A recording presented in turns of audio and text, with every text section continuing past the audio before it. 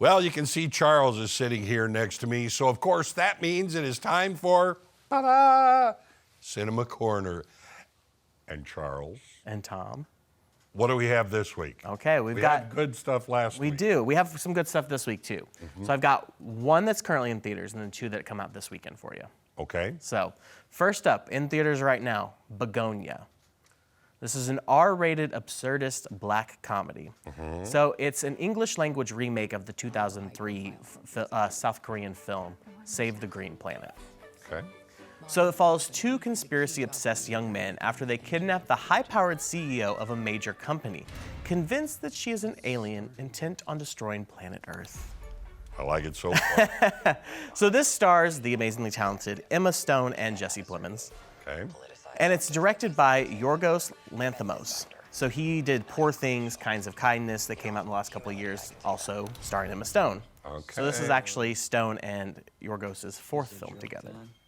So they're kind of a little powerhouse duo, yeah. Okay. I mean, Emma Stone won Best Actress for Poor Things. So Yorgos actually said he's taking a break after this film. Now, whether he actually does, you know, people say they're going to take breaks all the time, and then they don't. So kind of depends on what sort of project crosses exactly. the desk. So we'll see if he does. Now, Tom, I wanted to ask, do you know what Bugonia means in Greek? Bugonia? It's a flower, but I don't know what it means in Greek. No. So it's a Greek word, and it refers to an ancient Mediterranean ritual or belief that bees spontaneously generate from the carcass of dead animals. Oh. So it plays a little bit in there. The bees definitely come up when you watch it. You'll get the bees reference. So that's where we get the word bug from. I mean, I've never thought of it, but maybe. Sure. Yeah, sure. Why not? So amazing performances from Plemons and Stone. But I mean, honestly, Emma Stone, I think, is definitely the more standout. I mean, Okay. Don't get me wrong, Plemons, he did great too. But Emma Stone, she just really brings her all as this powerhouse. She's good at what she does. Oh, absolutely. She's phenomenal at what she does. But she's an alien in this one. I don't know. You'll have to watch it, see if she's an alien Oh. or not. Are their conspiracy theories right? I'm not gonna say. Sounds like a fun movie, though. It was a fun one. Its way. Yeah, Emma Stone actually really in the film, in the trailer, you'll see they shave her head because they think that's how she communicates with her mothership. And so Emma Stone actually shaved her head in real life, and she even gave her young daughter a warning, like, "Mom's getting ready to shave her head, so don't be alarmed." Okay. So. Well, they pay me enough. I'll shave my head too. Well, good. We can just shave your head anyways for a segment. No, we can't. No, there's nothing upcoming that no movies I'm going to be where I have to have a shaved head. Well, actually, so for one of the special screenings they had, if you wanted to watch the special screening, you had to shave your head.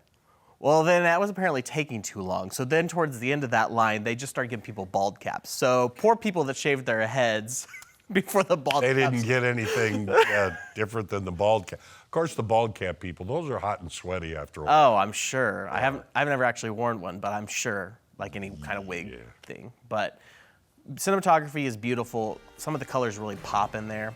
Oh. I will say, I'm not spoiling the ending or anything. Personally, I was not a fan of the ending. I mean, it's still a great film, don't get me wrong. Yeah. I highly recommend it. A lot of people are highly recommending it, giving it 5 stars. My rating's 4 out of 5. Well, that's good. I mean, yeah, I did really like it. Back to the mothership? I told you, I'm not going to tell you what the ending was. You're going to have to go watch it to find out. All right. So worldwide, it's made $11 million. The budget, it was reported that it was $45 million, but then another report said $55 million. So it's somewhere in there. Okay. Not sure. So it's still got a ways to go if it's going to reach its budget. But And now this is in theaters? this is in theaters right now. Okay. Yeah. All right. So now, coming out this weekend, we've got some good ones. So first up is an R-rated sports drama called Christy. Okay. So it tells the story of Christy Martin, the most successful female boxer of the 90s. Are you familiar with the name? I am. I will say sports in general, not really my cup of tea. But I really did enjoy this one. This stars Sydney Sweeney and Ben Foster. Sydney Sweeney takes on Christy Martin. Yeah. And then Ben Foster plays her manager who becomes her abusive husband. Yes.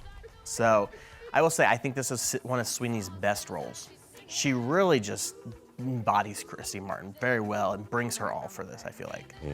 So, I know a lot of people, they go back and forth on how they like Sydney Sweeney, if they like her or not as an actress. But I think she did very well. That goes with almost anyone. That is very true. I will say, watching this, I didn't know anything about Christy Martin. Yeah. That was before my time. I was very little in the late 90s. So it's just crazy to see how much the cards were stacked against Christy within her personal life. Like, yes, she was one of the best in the ring, but the personal life, her mother who just, steamrolled her and, gaslit her and everything like that. And then her relationships, like, she was a lesbian, but, back in that point in time, you couldn't really be out about it. So, you know, forced like that, and then forced her into this relationship with her abusive husband. And it's just like, it's just if you look into the history of female athletes, a lot of roadblocks, a lot of trouble, and just nasty people get in their way. I will say, though, Ben Foster, who takes on that role of her abusive husband, he plays it well. You watch this, you're going to hate him. Yeah. Hate his guts. He does it well. I was very much like, put him in the ring, let him get boxed around a bit. My one downside, I think, to this film is I think it's a little long. It's about 2 hours and 15 minutes. Okay. And I just feel like it could have been a little shorter. Do you think your opinion might change if you were a sports aficionado, especially boxing? I mean, maybe, Possible. If that's something of your interest, you might be held more to it. Okay. Okay. But, to me, that was a little bit long. But here's my thing. It's an average biopic. But biopics are becoming a little too much anymore these days. I feel like we have a biopic every other month. And it's like, do we run out of old stuff? That's why. Apparently we just don't have any original stuff either. Well, So not as easy as it sounds. I know, but come on, we don't need a biopic every other month. And I mean, especially this is the second one in a month of somebody that's still alive. Yeah. Springsteen and now Christy Martin. So yeah, we've had a number of those. Yeah. To me, a biopic makes more sense when they're past. After a while, not like instantly. Sure. But this is still a decent film. I gave it a 3 out of 5. Okay. Now, one more coming out this week. I Wish You All the Best. This is an R-rated coming of age drama. Coming of age. I know, your favorite genre. So this is based on the Mason Deaver book of the same name and follows a teen who, after being kicked out of their parents' house, embarks upon a journey of self-discovery that teaches them about love, friendship, and family. All the good values. Yeah. A great cast, too. Corey Fogelmanis, Miles Gutierrez-Riley, Alexandra Daddario, Cole Sprouse, and some others you might recognize as well in more minor roles. It was produced, written, and directed by Tommy Dorfman. So it really focuses on self-identity, sexuality, friendship, love, family, all that stuff, which is very powerful, especially, I feel like, in today's day and age within the United States and the world as a whole. Okay. But it's a really cute, heartfelt coming-of-age film. I have not read the book. Performances are powerful by all. I highly recommend this one. Yeah. I'm sure it's very good. It's just when I'm looking through anything, if I were to pick up a DVD and it says a coming-of-age tale, just like that, that doesn't mean the movie is bad. Yeah. In my opinion. It's just I don't always care for those. Yeah. Because some of them are kind of soppy. No, that's true. Some of them can be but soppy. when a good one comes out, terrific. I would not consider this one soppy. Okay. At all. Okay. So I give it a 3.5 out of 5. All right. That's good. But then also coming out with these two this weekend, we have the new Predator film, Predator Badlands. And you're seeing promos for that everywhere. I haven't watched any of the Predator movies. Okay, that's all right. Then we have Nuremberg with Rami Malek and Russell Crowe. This is based on a book, I believe, from 2003. I might be wrong on that one. I think it's also based on a true story as well. Does it have to do with the trials? Do you know? I'm pretty sure it has to do with the trials. Okay. See, that got my interest right there. Don't quote me on that. I don't know a whole bunch about it. I've just seen the trailer once, maybe twice. Okay. But then also I'm kind of excited for this one, Die My Love with Jennifer Lawrence and Robert Pattinson. Okay, couple of powerhouses there. Yeah, so I'm excited for that one. Then streaming, we have some good ones this week. Yeah. Today, we have the Fantastic Four First Steps on Disney+. Hurry up, I gotta leave. I know, right? I do want to see that. It's very good. I really loved the Fantastic Four. Good. Highly recommend. Then on Friday, Guillermo del Toro's Frankenstein hits Netflix. Highly recommend that one too. I've heard a lot of good things about that one. It was very, very good. Okay. And then on HBO Max Friday, we have Materialists. That one was okay. I wouldn't watch it again. You know.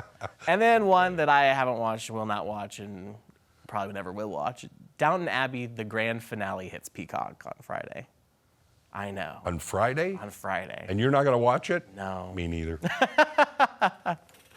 So I haven't watched any of those. Nope, I haven't either. Yeah. But that's what we got this week. That's a pretty hefty lineup, actually. Yeah. Okay, one. anything you're looking forward toward, next time? Later this month, The Wicked for Good comes out. That's right. Yeah. Zootopia 2 as well. So those are the two big ones, I think, off the top of my head. Sounds good. So. All right. See? Got a lot to do, catching up with everything as we go into this week. And next week, he's giving little hints, too. Pretty good. All on Cinema Corner.